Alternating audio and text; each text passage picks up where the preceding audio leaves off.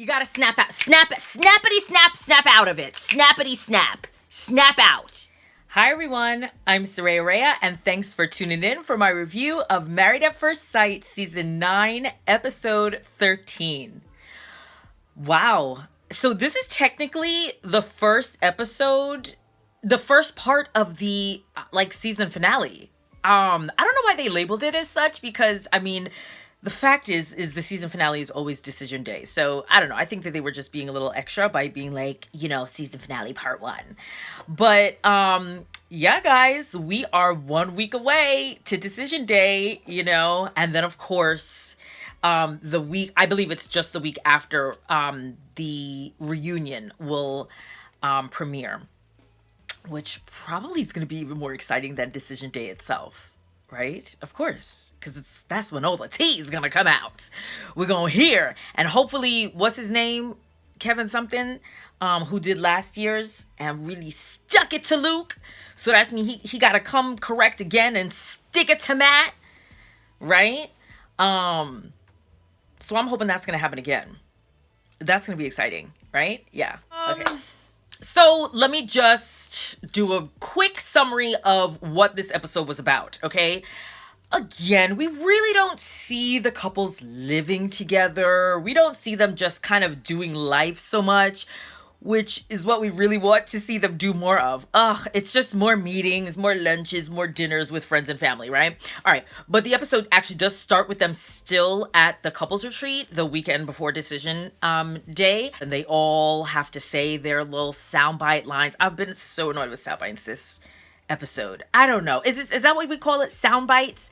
It's just too much, it's like the lines that they're fed, or it's the lines that you will hear in every season of Married at First Sight. Now, I got married at first sight because I wanted to be able to do things with somebody. I got married at first sight because I wanted to be able to go away with my partner and, and just have fun. And I got married at first sight. They pack up and then they all leave and then they all drive and go back to Charlotte to then the same location. So it's like, they're not really saying bye. It's so silly. Then they all go and meet their respective friends and family for lunch or just a hangout session to be able to help them make their decision. The couples went out. They did one more date night before decision day. And then each of the couples, they split up. One person stays at the apartment and then the other person goes either back to their own apartment or to somebody else's place. And, and that's the episode. That's the episode in a nutshell. The biggest thing was that Raven spilled the tea. And really revealed a huge secret to Amber at the very end of the episode. So, and I will get to that. Again, nothing much happened, but, there's still enough to talk about. I'm not going to you think I'm going to have a hard time talking about something? Come on. This is my show, y'all. Okay, so what are some of the soundbite phrases and lines that they were fed and that they were made? I guess this is how I'm defining soundbites, too. It's like something that just kind of comes out of somebody's mouth to maybe fill the space, maybe to fill awkward silence, or just kind of to say something that you think you should say. The point is, what I'm saying is these lines that are said are not genuine. They're not really coming from a true place of authenticity. Here are some of them. It was like, oh, so how are you doing? And then the person responded I'm just trying to get used to the married life. We make a great team. That's why we got married at first sight. What? When Deanna met up with her friends, one of them said, don't overthink it, meaning as in her decision as to whether to stay married to Greg or not. What do you mean don't overthink it? This is not a should we go to Cheesecake Factory or the Olive Garden? Then Iris's friend also told her, don't think about it. Not don't overthink about it. Just don't think about it. Mind you, Iris definitely gave it back to her and was just like, yeah, biggest decision of my life. I just shouldn't think about it, right? Yeah, okay. You're one of the most amazing humans that I've ever met. Where is Jamie one of the most amazing humans that you've ever met? What? What has he done? What has he shown you? In what way has he acted that has shown you this human has just impressed the heck out of me. You didn't start a nonprofit, like you didn't cure anything. Like what? I mean, like, you know what I'm saying? Like there wasn't a huge life event that you guys took care of in such an amazing way that made you think like, wow, this guy is really whatever. He just left you for 4 days. Amber says this about Matt. On paper, we're just 100% compatible. Just like on paper, like totally 100% compatible. Where? You're very close with your family. He's not. You have a stable job making good money. He's doesn't, not at least stateside, right? You're ready and willing to have kids like ASAP right now. He's not. This decision is the biggest decision of my life because this is forever. Like marriage is forever. And yes, I understand the concept of like till death do us part. So at most they have 5 or 6 successful couples in 9 seasons of 3 to 4 couples each season. Those are not good stats. Let's get started with Matt and Amber. Yeah. Okay, so like at one point Amber asks Matt like what he likes about marriage or what he likes about being married to her. Something like that, right? And he starts naming things. Oh my God. They're all pretty kind of self-centered. It's like, well, you know, it's always to have somebody in my corner. Like, this is what's good about marriage. It's like always having someone in your corner. You don't have to go to grocery store by yourself, going shopping alone. And you just don't have to be alone all the time. And he said that's what he dealt with a lot before he got married. He was just alone a lot. And so getting married filled this lonely void. And then he says in his interview, there were issues on Amber's end. And the issues that he's talking about are when he was staying out and either not coming home or coming home too late. So in his mind, he's saying that these are issues that were on Amber's end. Matt, like, so he has not learned. Matt meets with his friend who says, you know, hey, I haven't seen you in a while. Now, mind you, maybe he just said that line because that's just kind of what you say sometimes, right?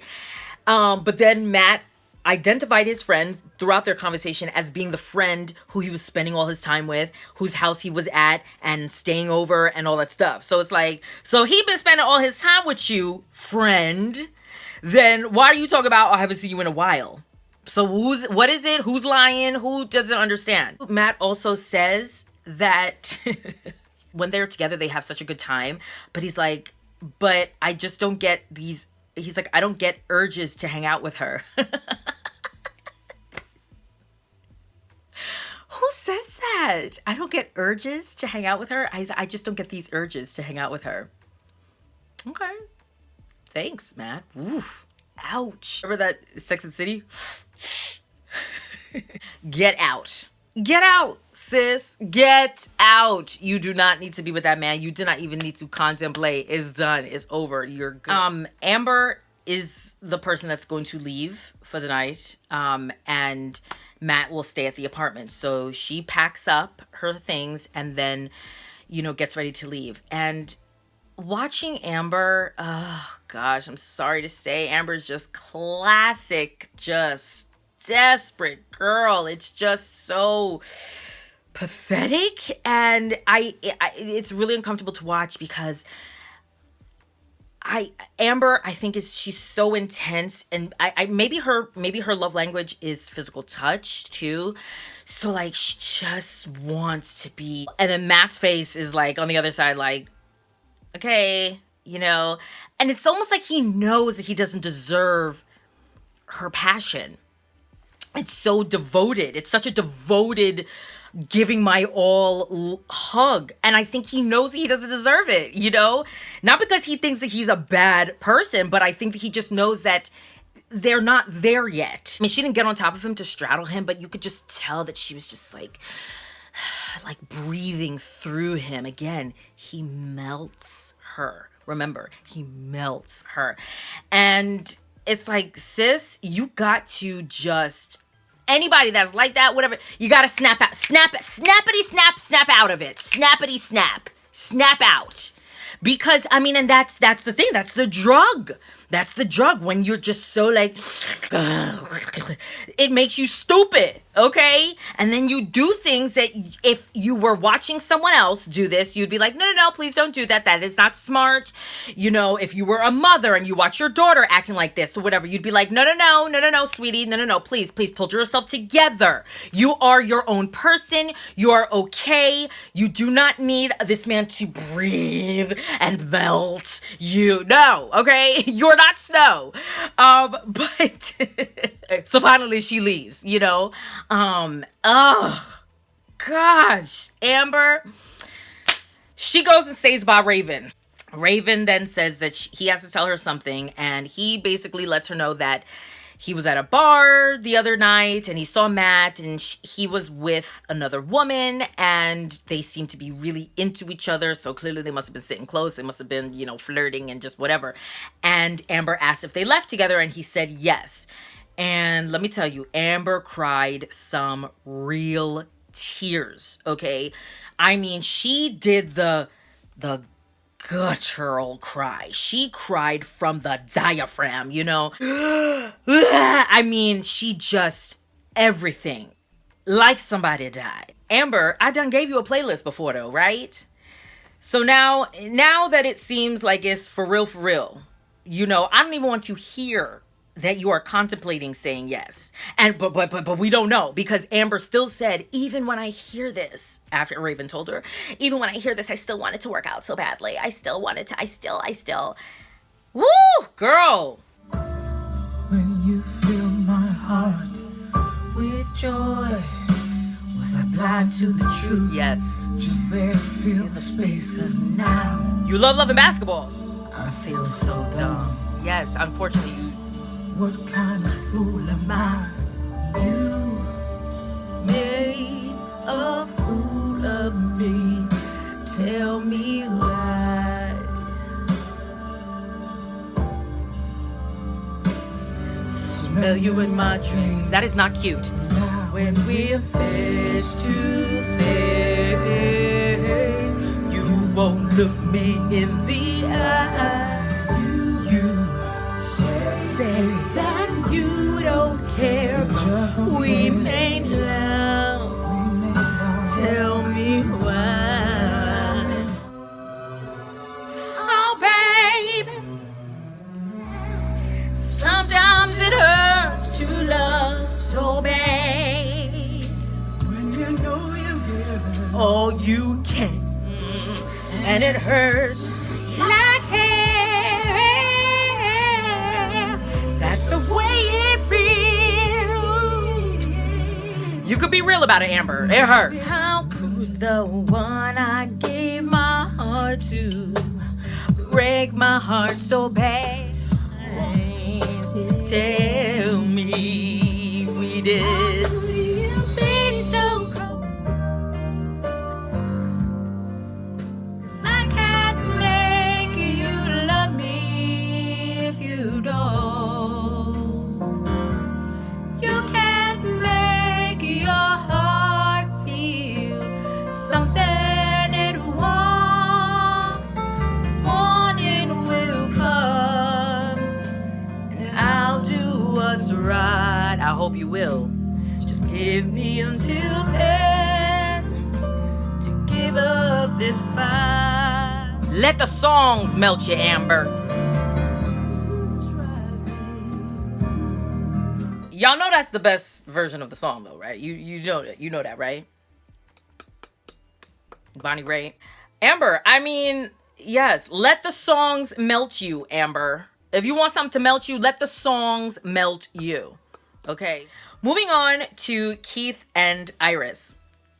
Here's one thing I will say about Keith that I do like, besides all the other things I like about Keith. But, you know, in spite of him seeming like he is done with Iris, through with her, you know, he's still able to recognize the things that he likes about her and the good qualities that she does have. And I like that about him. He's not just focusing on the negative. He's not just focusing on like what he wishes could be different or could change. Like, he really recognized like, no. There are things about her that I do like. She's been able to challenge me in ways.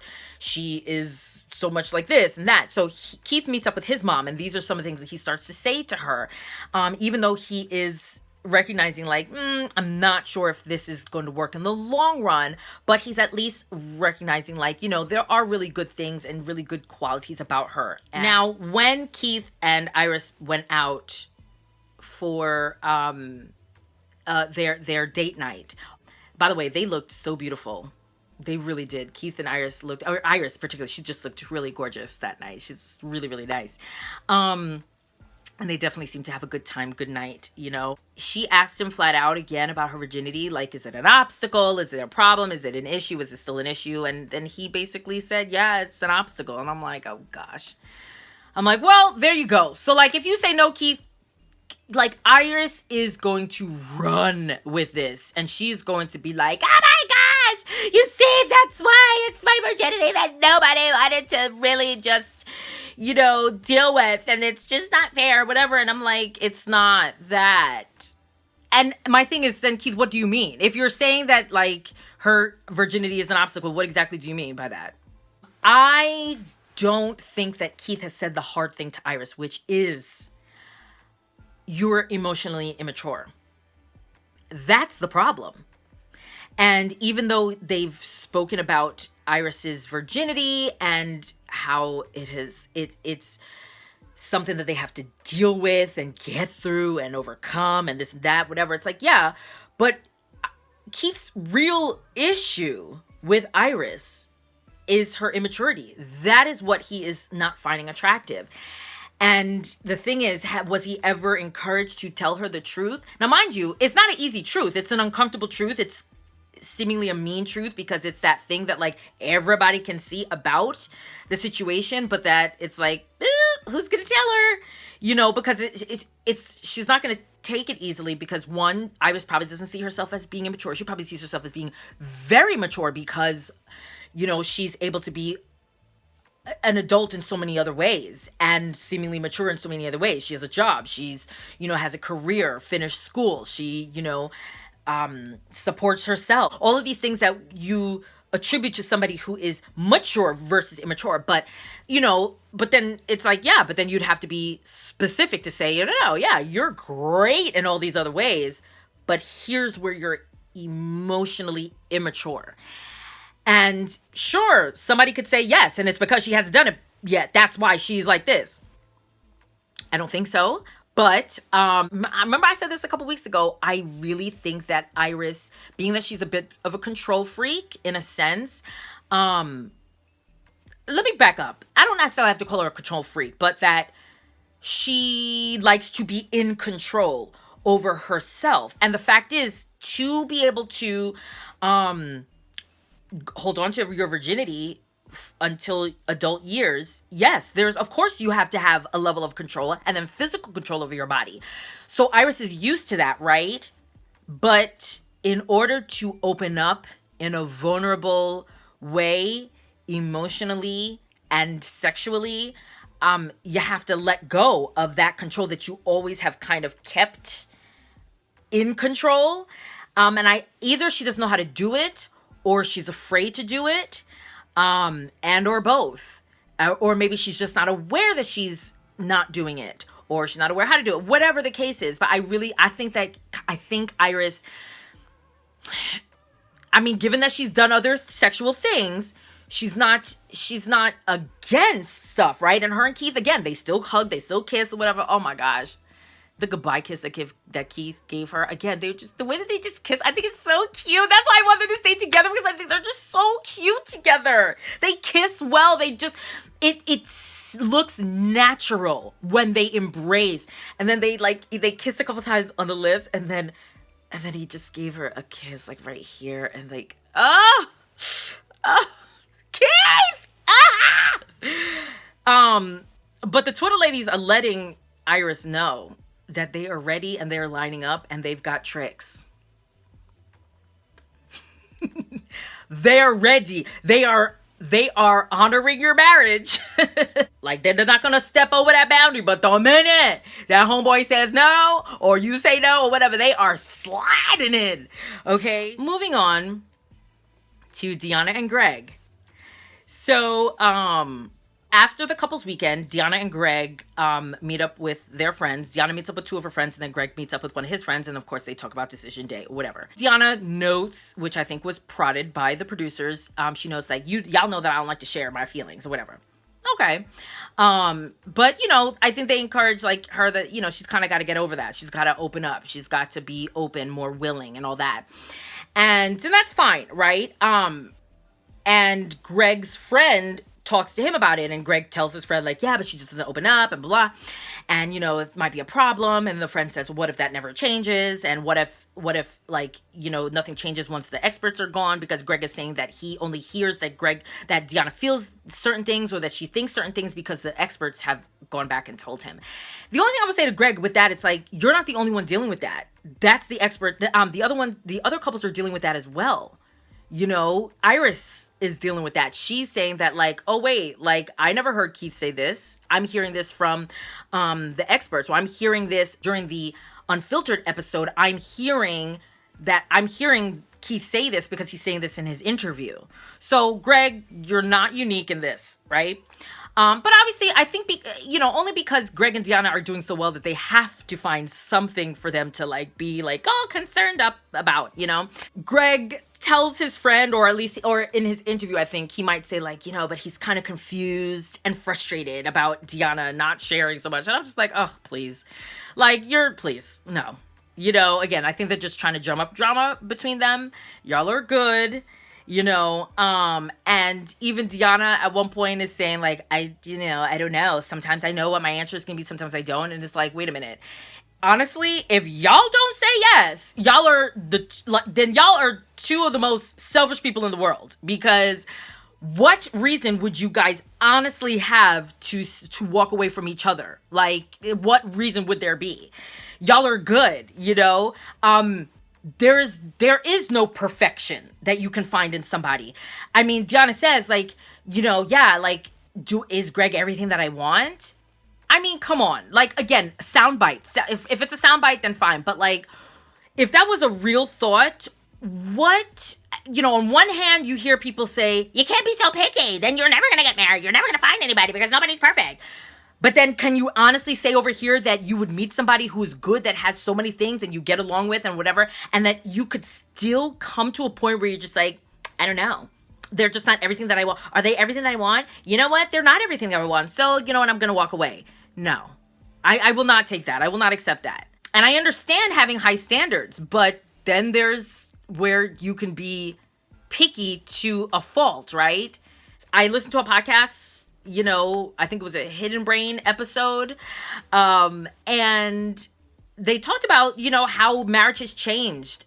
When you look back at what marriage was like even 100 years ago and what it is now, easily 100 years ago, marriage, and maybe even 50 years ago at times, but like certainly 100 years ago, main purposes of marriage were to continue the family line, for, financial stability. Like, like you need two people to be able to live, you need a family in order to be able to live. While that may be the case for how many people do marriage still today, many of us who have a kind of luxury with living and life, in the sense that because we can live independently and we can live single lives, then marriage of convenience, or marriage with a kind of purpose of like just financial stability and even having our own kid. But then it's like, well, some people don't even want kids. To marry has a completely different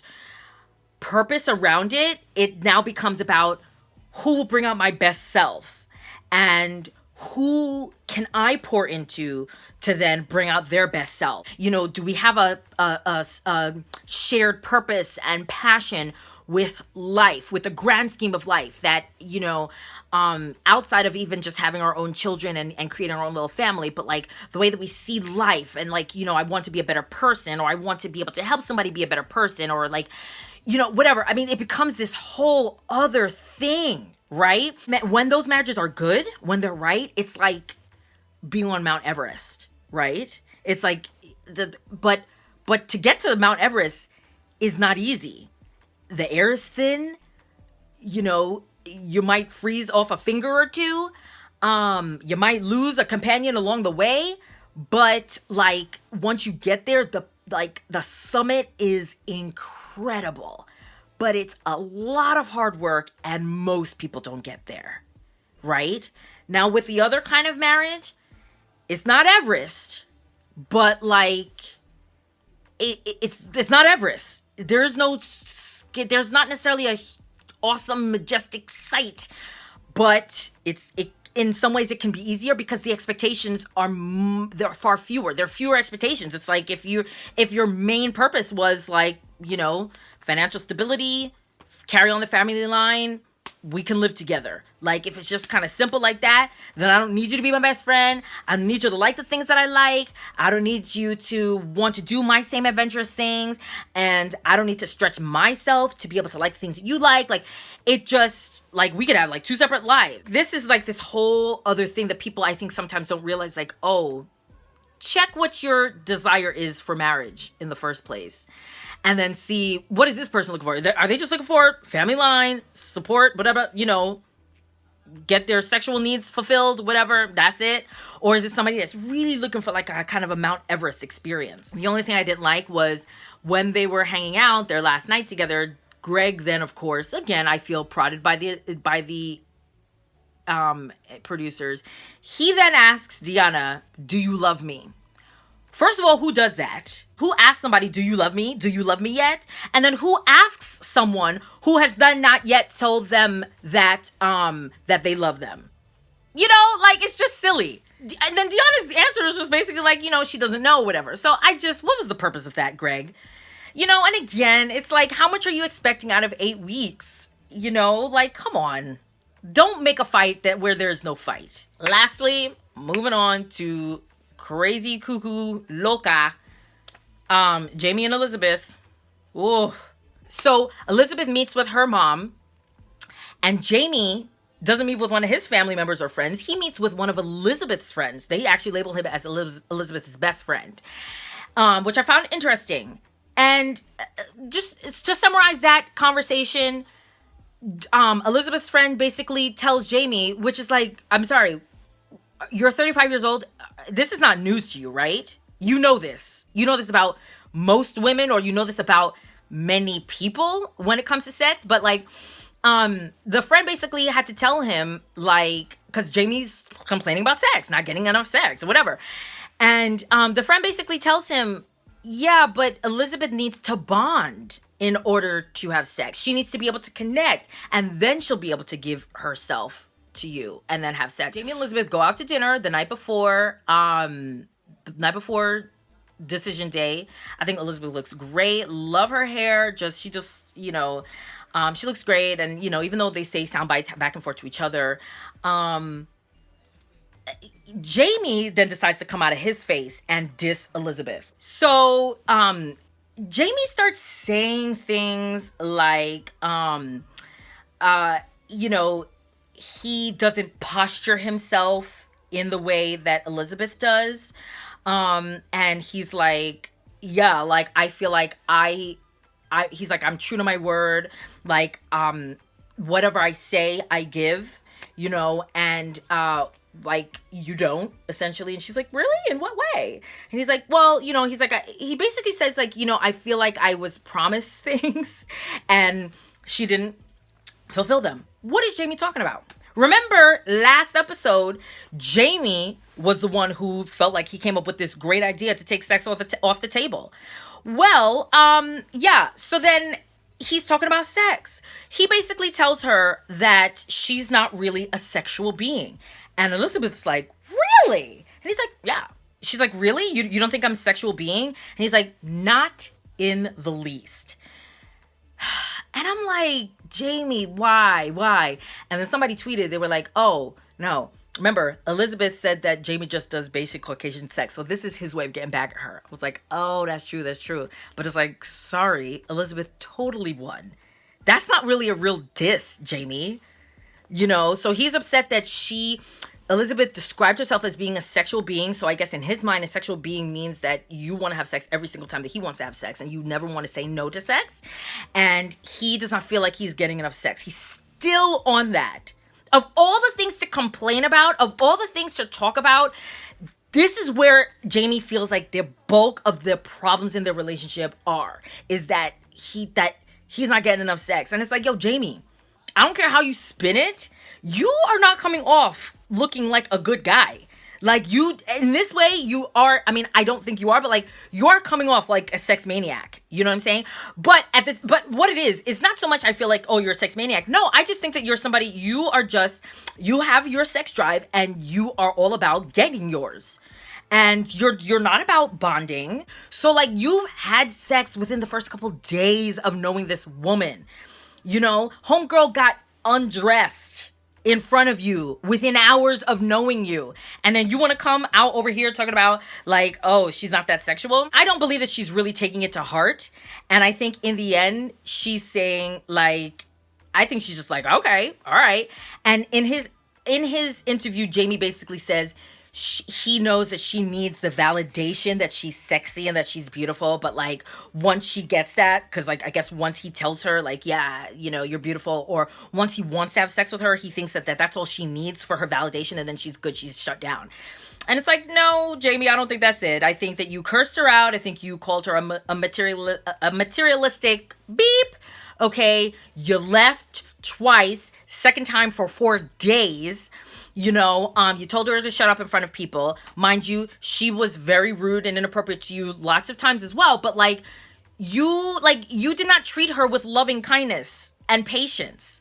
So like, that's more of the reason why she, you know, wanted to like calm sex down, not because she's not a sexual person. In the end, Jamie says, you know, do we really love each other? And do we know how to love each other? And let me just give you the answer. No and no. You don't. You don't. All right, so that's it. So you guys have been letting me know. Thank you guys for commenting. I was so excited to respond to all the comments from last week's episode. So please comment again. A lot of you gave your predictions, and a lot of the predictions were really good.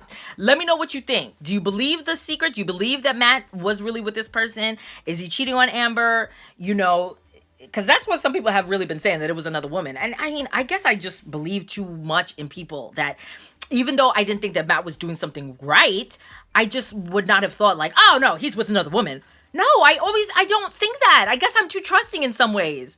And does everybody think that Amber and Raven should be together? All right, let me know what you think in the comments. Please welcome to all my new subscribers. I've got a couple new ones this week, so welcome aboard. And you know, we're almost to the end of this crazy Married at First Sight train. But yeah, so we'll see what happens. So tune in next week for the season finale. I'm really excited. All right, check in with you guys next time. Bye. My little mic, kind of like the Bob Marker mic.